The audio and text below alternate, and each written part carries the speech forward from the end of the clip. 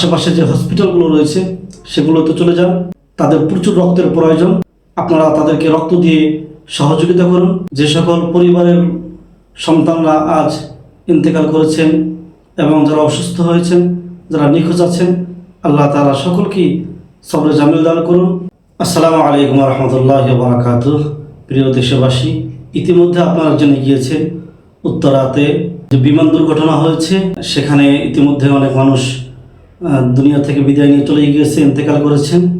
অনেক অসুস্থ আছেন, হসপিটালে ভর্তি আছেন, অনেক এখন পর্যন্ত নিখোঁজ। তো প্রথমত আমরা দোয়া করি যারা ইন্তেকাল করেছেন, আল্লাহ তাআলা তাদেরকে শাহাদাতের মর্যাদা দান করুন, এবং যারা অসুস্থ আছেন আল্লাহ তাআলা তাদেরকে পরিপূর্ণ সুস্থতার জীবন দান করুন। সকল পরিবারকে আল্লাহ তাআলা ধৈর্য ধারণের তৌফিক দান করুন।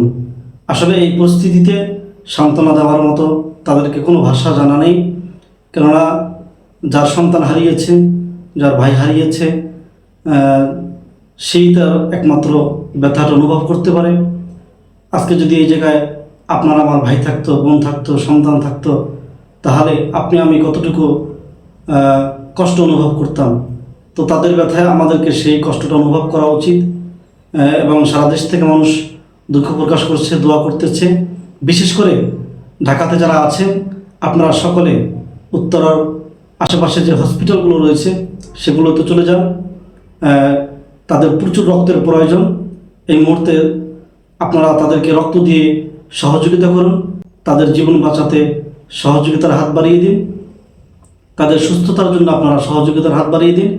বিশেষ করে রক্ত দেওয়ার জন্য আপনারা সেখানে ছুটে যান এবং আপনার রক্ত দিয়ে আরেক ভাইকে, আরেক বোনকে বেঁচে থাকার জন্য সুযোগ করে দিন। আল্লাহ তাআলা সকলকে সুস্থ রাখুন, ভালো রাখুন।